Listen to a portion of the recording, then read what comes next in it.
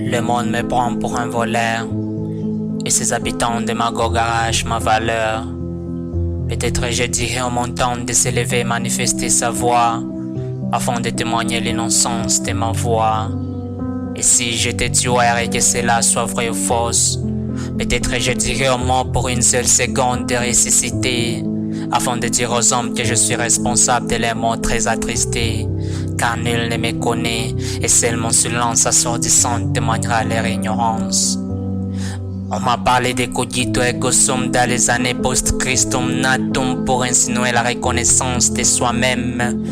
Et si j'étais une personne quelconque, cela me paraîtrait très idem.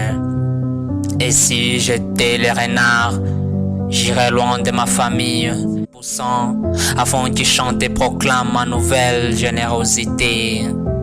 Et si j'étais une mère, je dirais aux flottants d'avoir aucune peur, car en flottant je ferais dormir ma vague pour éviter l'engloutissement des voyageurs. Et si j'étais un lion, je me tiendrais près de la porte de la jungle pour accueillir les lapins et les moutons, afin de nier mes crimes et les prouver de ma douceur. Et si j'étais poète la mer, je déclamerais ma poésie dans un langage simple ouvert. Je chanterais mon slam à une mélodie très douce, pour que mon audience écoute et comprenne l'essence de mes mots. Et si j'étais un père de la famille, je dirais à mes fils et filles, si aujourd'hui je vous chante le chant de mon histoire, c'est parce que j'ai abandonné mon plaisir et ma nature.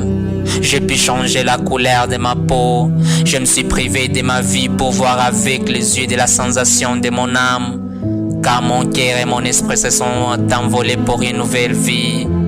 Et pour y arriver, je dirais aux voyageurs que j'ai traversé les champs des montagnes. Je me suis vu passer au-dessus des épines dans une obscurité de la cité des féroces.